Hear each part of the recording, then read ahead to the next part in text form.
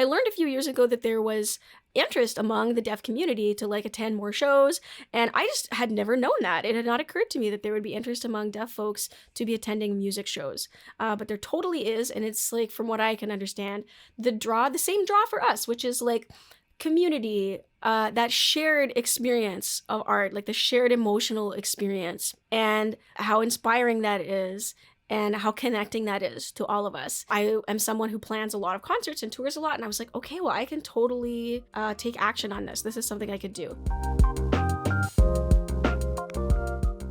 Welcome back to the Release Day Series podcast. I'm your host, Alex Hewitt, and it's great to have you tuning in to this conversation that I'm having with Raine Hamilton, the Winnipeg-based chamber folk musician. We're going to talk about their album Brave Land that was released on January 21st, 2022. We'll get into the music, some of the creation behind the album artwork, and an incredible music video that they created to go along with their song Eclipse. It's just incredible. There's a link to that in the show notes. Raine is a recipient of the 2018 Canadian Folk Music Award for Emerging Artist of the Year, and they've toured Canada extensively, driving, flying, and floating their way coast to coast. And we're going to talk about one interesting location in particular very shortly. Now, one thing that really stands out to me about Raine is their belief that music is for everyone and that we all have something to share. They offer workshops in songwriting and fiddle-tune writing, and offer concerts with American Sign Language interpretation to help make live music and the community that comes with it more accessible to the deaf community. And we're going to touch on their involvement there and just some ways potentially how you as an artist can work on making your live experiences more accessible. Broadcasting from the traditional territory of the First Peoples of the Williams Treaties First Nations, the Mississaugas of the Credit, the Anishinaabeg, the Chippewa, the Haudenosaunee, the Wendat, Inuit, and Métis peoples, this is my conversation with Raine Hamilton. Raine, welcome to the show and congratulations on the release of this wonderful album, Brave Land. Hi. Thank you so much. What a delight to be speaking together today. Hi. You spent over a year, I think, releasing music for this album. It's all out now. How cathartic of a feeling is it to release this project? You know, it really feels wonderful. I have likened this slow release approach to, receiving like one Lego brick at a time. I have a friend who, for her young children, does like an advent calendar leading up to Christmas, where she gets like a Lego kit and puts like little elements of it in each of the little advent calendar boxes. And so then they get like, okay, well, it must have wheels. Great. Maybe it's a car. Oh, it has a wing. Okay, cool. Interesting development. And this process has felt a lot like that. Like, we're able... Cool. It has felt wonderful, really. Sorry, now I'm distracted. I'm like, that's so awesome. So I know. Also, isn't that a fun way to do an advent calendar? I think it is such a cute way. And it turns out it's a fun way to do releasing an art that's many pieces of a whole. So we've had the opportunity to really appreciate each song for what it is as it's released, which I have loved, because that's my relationship to those songs, like each of them have been cared for and tended. And so it's been wonderful to give them really their own moment. And then they assemble into like a really cool Transformer style Lego machine that is the concept album about mountains. Yeah. Amazing. Yeah. And you also it allows for like pieces too as well, right? Like you've also got like different album artwork as well that can go along with each song, and some sure music videos as well. But exactly, it allows you to sort of give you each of those songs their due, and like you said, it now culminates into this fantastic album, which we will obviously be talking about. Now, understanding you come from a musical family, I believe your parents met in like a rock band. Is that sort of how they met, or something of that nature? It's a tale as old as time. And it was the 70s. We could stop telling the story there. I think life was good. Yeah. Or just like, the rest of it tells itself. My parents were in a really rad working band called the Nighthawk Band in Winnipeg in the 70s. Shout out to those who are familiar with the scene at that time. And every once in a while, little recordings pop up. Like, my dad is definitely the type to, like, as opportunity arises, he recorded this and that, or like, so-and-so had their rig there, so we just recorded the set. And it is a delight to listen back. That's so cool. Now, so how did you end up finding yourself now in the chamber folk musical genre? How did sort of that influence land you to creating the music you make today? The chamber folk sound is really just a reflection of myself. That's what's going on inside.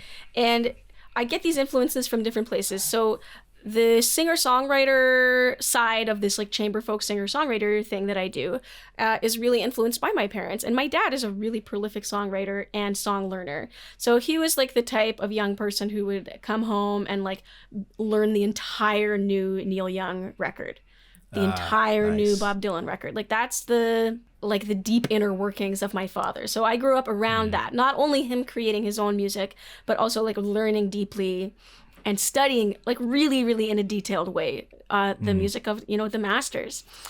Wow. So that comes to me very naturally. And then this other chamber music part is really, I don't know where that comes from, Some things that we are influenced by our family. Sometimes the apple falls right beside the tree. And then sometimes it's like also like a whole cool new apple variant strain with an interesting chamber music and no one knows where that came from.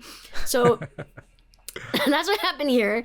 And it's just always been important to me. I had this one key moment when I was 3 years old and watching Sesame Street, as one does in like the 80s.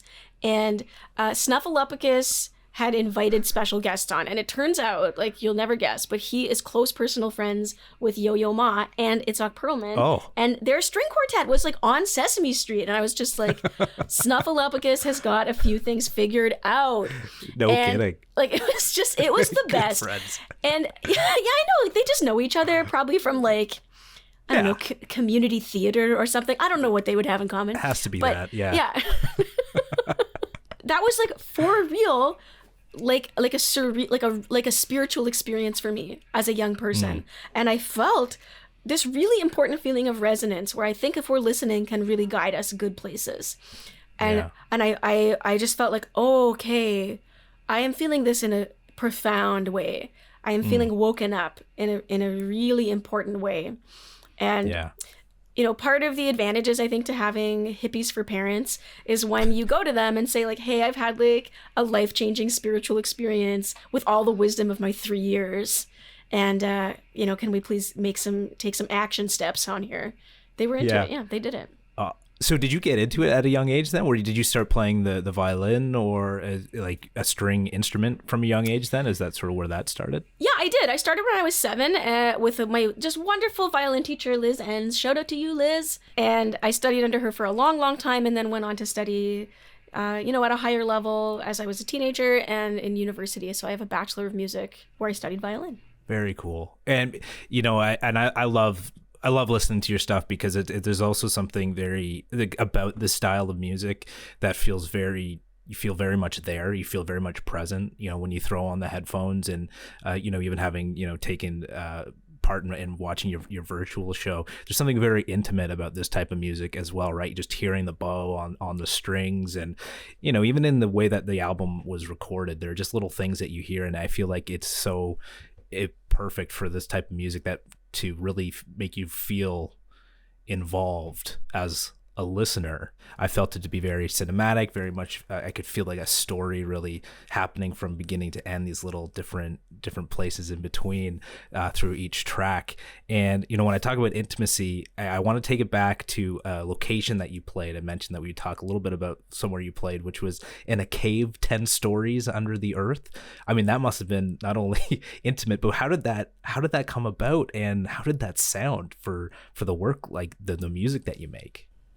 Yeah, I learned a lot about myself that day. I'm such a prairie person. Like I'm a wide open spaces, like, nothing between you and all creation, honest kind of gal from the prairies. And I, as a kid, had seen the Reading Rainbow episode where LeVar Burton like goes into a cave. Do you know what I'm talking about?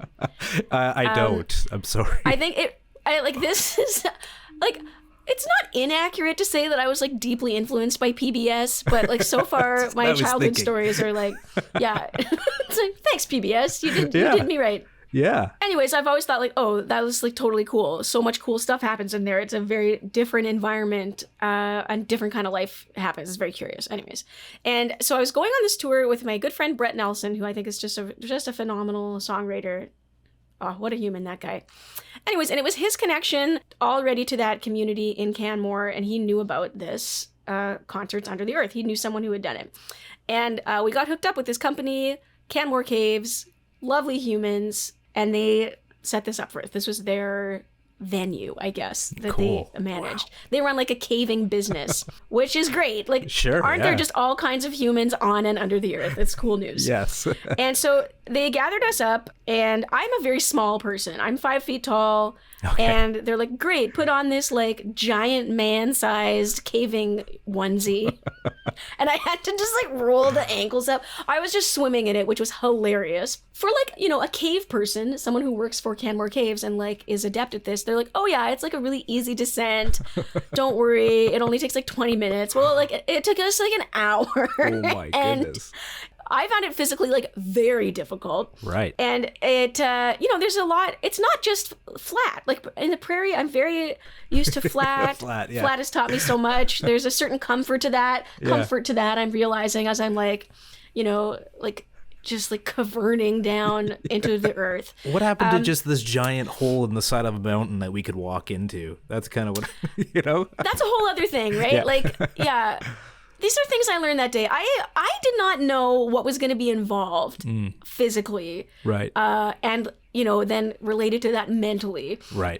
There was one point where we got to an area where I was like, oh, there's nowhere to go from here. Like, is this it? It was kind of a little space. And they're like, no problem, just like toss yourself down this like little hole. And I was like, oh no. And there was a lot more cave to pass through before we got to the big cathedral space. But that big cathedral space, what a payoff. It's huge. So it would be the size of like a small church kind of space with like a similar kind of vibe because it's the roof, the ceiling of the space is so high. Right. And I also that day learned a lot about acoustics because like I was like, wow, what will this sound like? Like it's a lot of really dense rock, which has a lot of like reflective acoustic properties, but it's the surfaces don't face each other, right? They're like jaunty, they're like crooked and like pointing out every which way. So there's not a lot of like sound reflection that happens because of the surfaces. So the sound quality, it was like very, very clear and not very reflective, like not a lot of reverb. Interesting. Okay.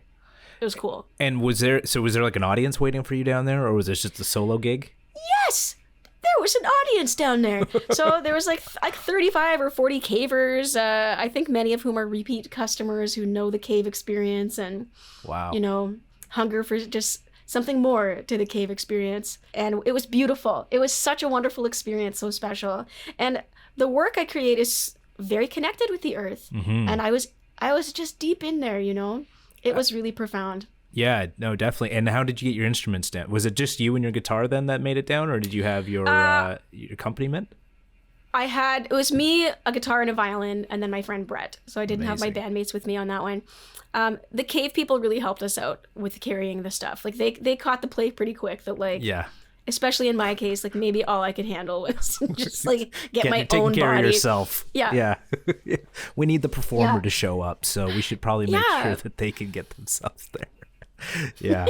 Wow. They helped us a ton. It was a really special day to get down there and to create art in that space, and a shared art experience it was a special thing. Yeah, definitely. Well, as you mentioned, you know, your music is very centered around the earth, and as we know, this album is very much, you know, built around this idea of the mountain landscape. And as I mentioned in the introduction, that it centers around courage, connection, and wisdom, and they're beautiful messages also of love, community, and acceptance that come with these amazing songs. Can you talk about where you drew from internally and externally, like maybe with like the environment you were in, aside from maybe a mountain, but when it comes to writing the lyrics and how the themes presented themselves for the album? Yeah, where does this all come from? Like the process for me is a meditative.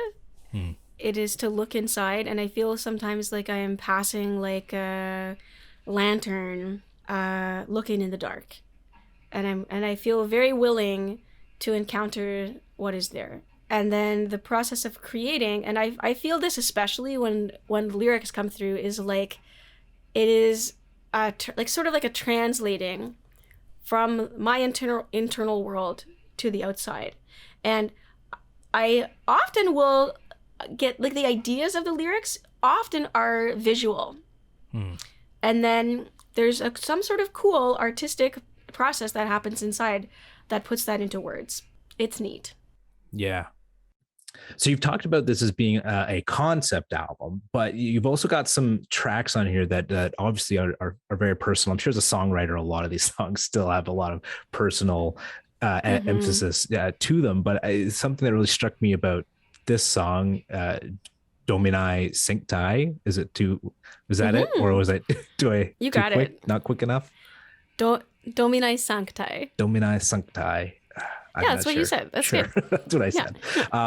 It's a title that means holy women, and it's about and for the holy women of your family and your lineage. And can you just like talk a little bit more, like going maybe a little deeper on what this song means? Because I feel like this could be almost like a whole album unto itself with this song. Like you and my mom just have the same idea. She's gonna love that you said that. We talked before this. Yeah. Mom, he's right. It's a whole album's worth of content of, like, beauty there. This song is really important to me. It's a very transporting one to sing. It's really hard, just as an aside, to do live because it's written for the viola and the voice and then the trio, like my trio mates of cello and bass. So I sing while I play it, and it's hard. Wow. So it requires all of my attention. Yes. And it requires like stillness in my body to pull that off, which is great because that's in line for sure for what the song is for.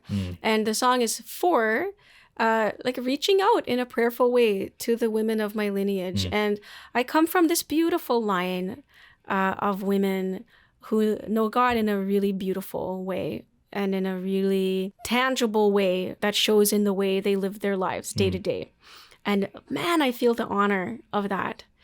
I, on purpose, wrote this song in a style that would be familiar to them in the sacred music, like reaching back. So I'm talking about, like, generations and generations of women, European women, and very Catholic women who connected in a beautiful way with the sacred women of that tradition, with like the nuns and Mother Mary. And this idea of holy women has always been known in my family. Like, to be a woman can totally mean to also be holy. Like, there has not been a question that but would it be better if like we were men?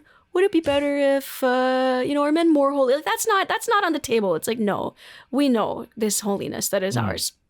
So the style that it's written in is like imitative polyphony, which is like a really cool musical puzzle where the lines are like puzzle style versions of themselves. They connect in an intricate and cool way.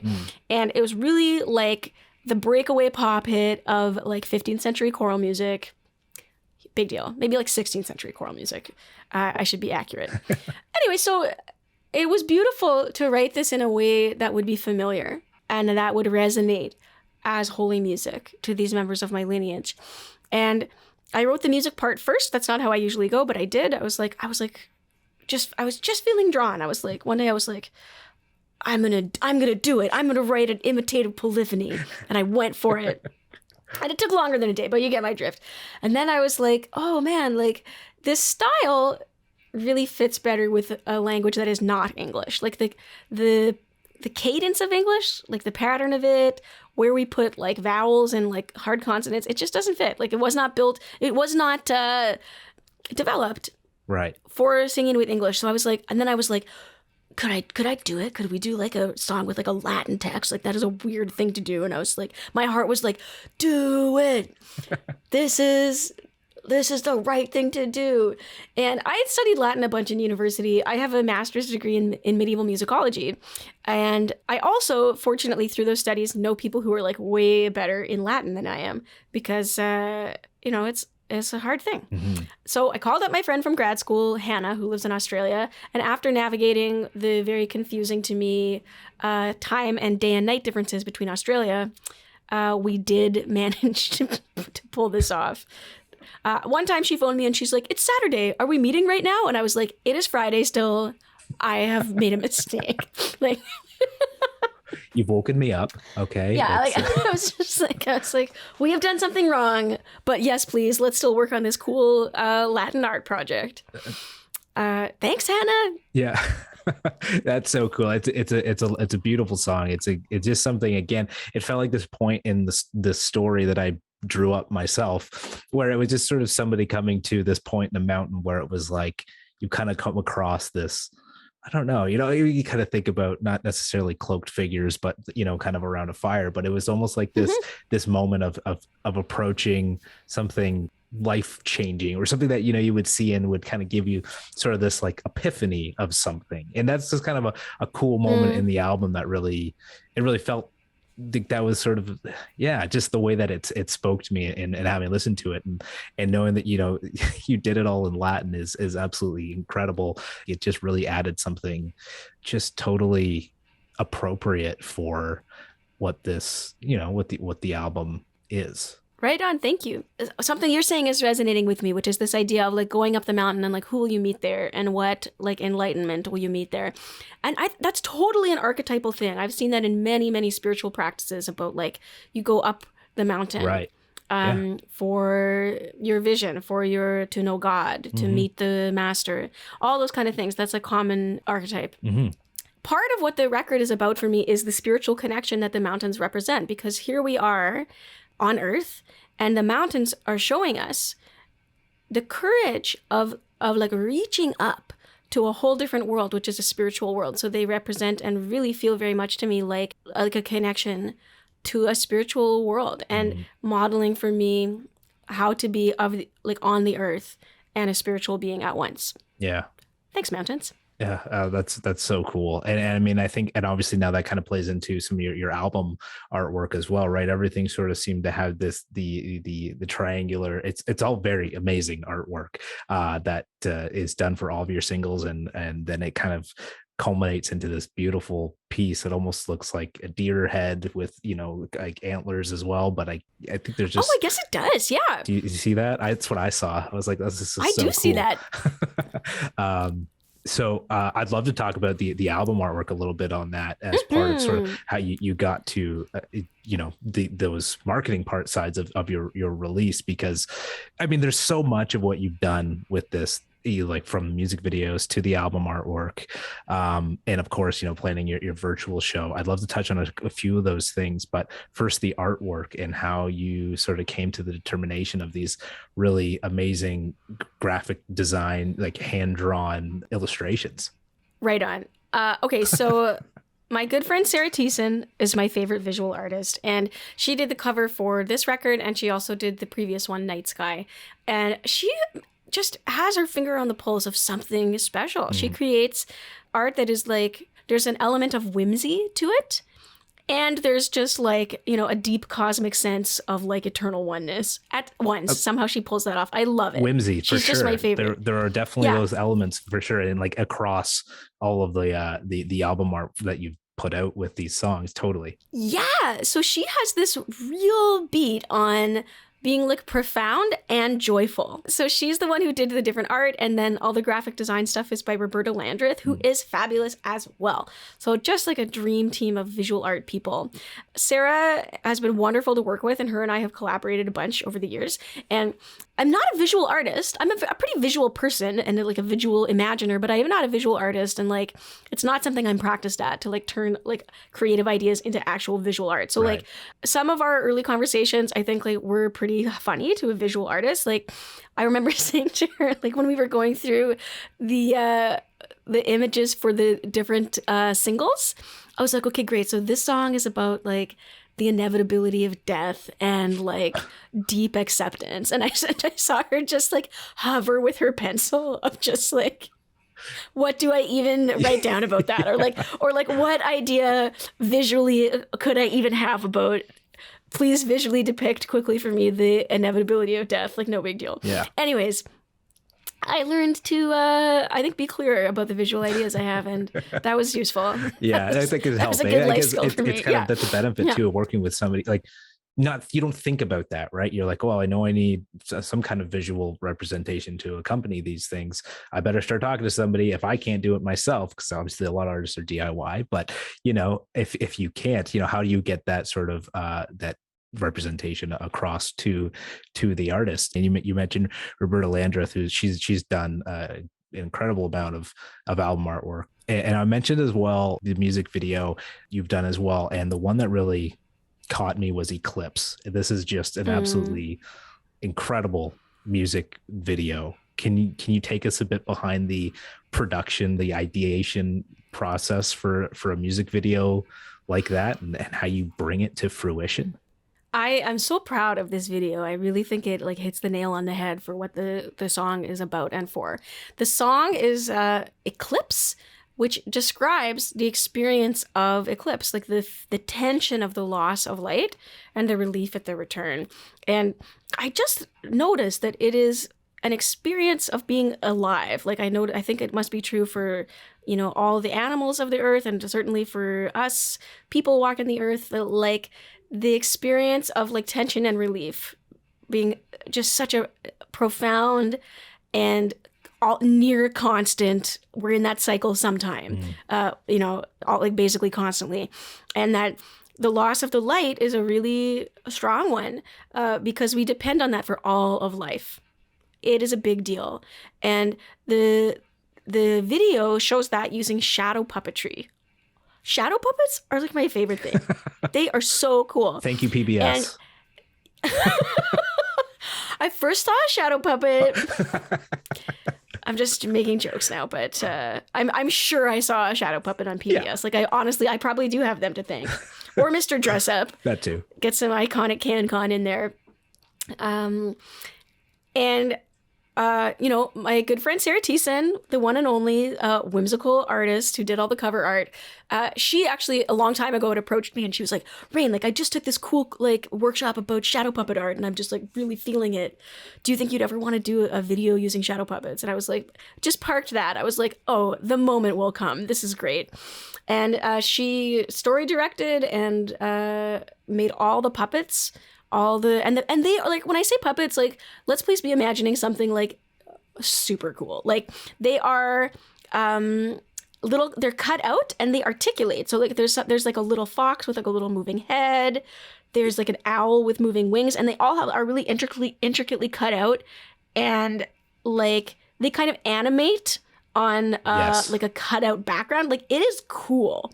It is super, super cool. That's what I loved about it. I mean, it was one thing to see some of them in places, but then the minute they started to move, and the minute that they kind of the head started to poke out, or even it looked like you probably used projection as well for the moon to sort of pass by a few things. Oh, that moon, that gets me, man.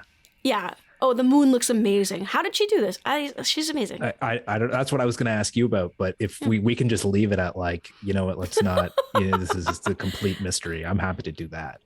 Well, I saw the result of some of it, and when it's projected, it looks so otherworldly. And then sometimes, the actual objects themselves are not what I expected. Yeah. I'm like, oh, you don't look like a majestic cool representation of an art feeling. You're a piece of tape on a cutout cereal box. And I'm like, wow, yeah. What a cool thing.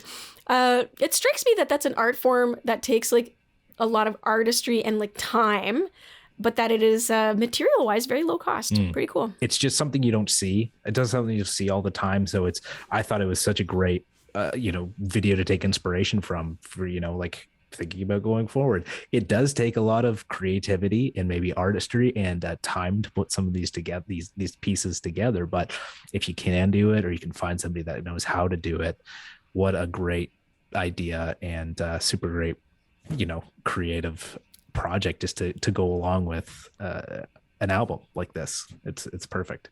Now, you offer as well, just to close out here, you offer your concerts with American Sign Language interpretation, as mentioned. And we saw this at your virtual show, which, hard to believe, was what, February of 2021? Was that Yeah, that was a year ago. Yeah. That's insane. It was absolutely beautiful, and I'm sure pretty weird to be playing the wrong way on a stage, facing the wall or the cameras. But it was a great virtual production, and sounded great. But as mentioned, yeah, you have the sign interpretation.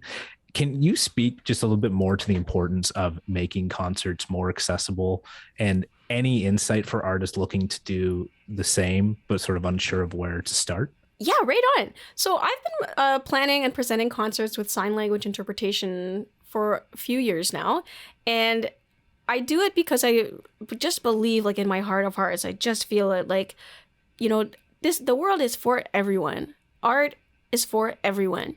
And I noticed that art is like a really culturally universal human experience. We need it. Mm-hmm. Every group of people on the whole earth ever make art.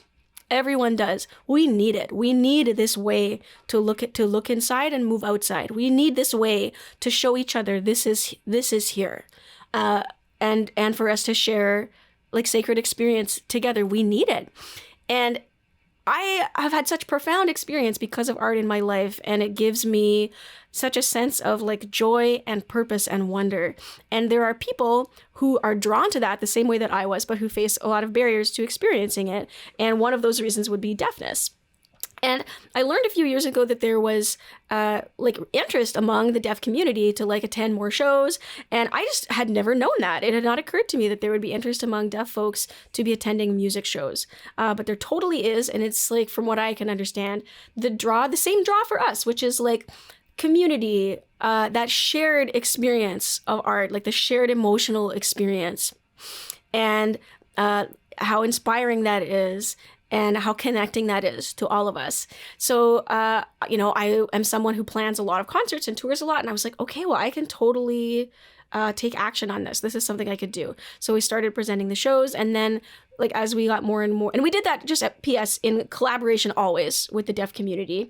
And that's something that I would definitely mention as like a pro tip for anyone who's like a hearing person or a non-deaf person who's interested in like making accessibility moves in this way, is to be reaching out definitely as a first step to a deaf organization in your community and just asking like, what kind of things would be good? Is there someone I could talk to about this? Is there someone who I could partner with? And how important it is to do that as a first step. Then we started to get more feedback that's like, oh, hey, like, have you considered that there's other ways that you could be hiring deaf artists, or there's other like kind of like positions you could hire that would be from the deaf community? So like we started then hiring like consultant as part of the team for the interpreter. So usually in the interpretation, there's 2 hearing interpreters who like spell each other off and cover that work. And then they started to work with this wonderful artist from my town here in Winnipeg, Joanna Hawkins. And she is just like such a fab actor and performer, and ASL signer because she herself is deaf. And she started also to like perform with us and sometimes to do the interpretations of the songs, like with the help of a hearing interpreter within her eye line to just like keep it synced up. And that's the best way. That's what I've learned, is that like anytime that it can be like a deaf person doing the performance of the song, that like it just communicates better to the deaf audience members. Like there's just nuance in the mastery of that language that just gets it across even better. And it's just been wonderful. Art is for everyone.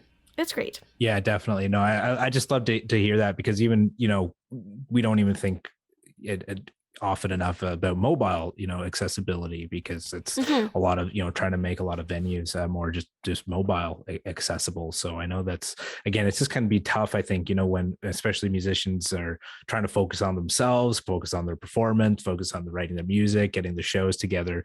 You don't think about that. But I guess it's sort of just find sort of an organization, or find some part of that community to reach out to, say, hey, I'd love to understand what I need to do to get involved with this, to have, ASL interpretation as part of my shows. And it's been obviously nice to it's not been great to be virtual, but I guess it's been nice to reach a wider audience with virtual performances and incorporating sign language, because it's obviously reaching wider audiences. Have you been able to reach a wider, have you been hearing more feedback like through some of the virtual shows, or at least your one virtual show, that this was a great sort of addition to what you do?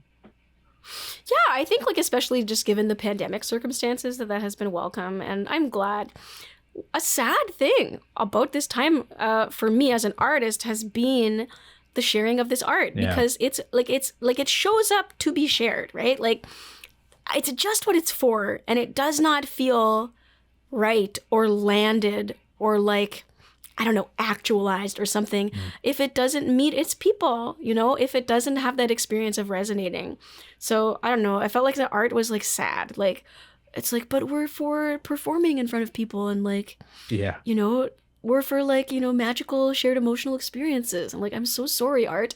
So at least the virtual shows have given an experience like that. That meets that need in some way, but it is not the same. But it is what we have, and I am thankful for that.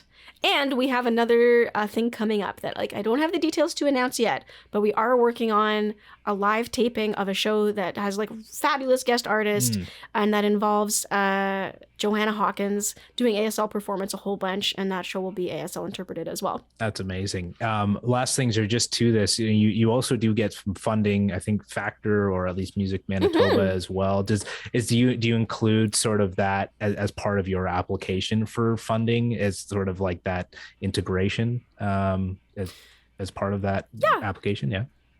Yeah, I do. For those grants, I've submitted like really detailed plans of what this all looks like, and that has been in the plans for sure. Nice, yeah. Because again, you mentioned hiring, people to be part of this, and that's obviously a big thing. Being able to have the monetary means to make sure that you can have the right people involved. So I'm so thankful to have the support from these organizations, and especially in pandemic, when for artists other kinds of revenue streams were interrupted, it has been just like a huge help, just such a help. So the funders, I'm drum rolling them. Factor, Manitoba Film and Music, Manitoba Arts Council, Canada Council for the Arts, like thank you. Well, Raine, Brave Land is out everywhere. People can go and take a listen to it. It's a beautiful album. Honestly, you have to listen to it, put headphones on, or unless you've got a really good sound system to immerse yourself. There are so many nuances within these songs that are just absolutely beautiful. So thank you so much for taking the time to speak with me on the Release Day Series podcast. Alex, thank you. You can discover more podcast episodes as well as our limited video series on our website, www.releasedayseries.com. And if you'd like to support the show, we've added that option to the website as well. Send us $1, $3, $5, whatever you'd like. Any support helps. But most importantly, we appreciate you listening and sharing the podcast.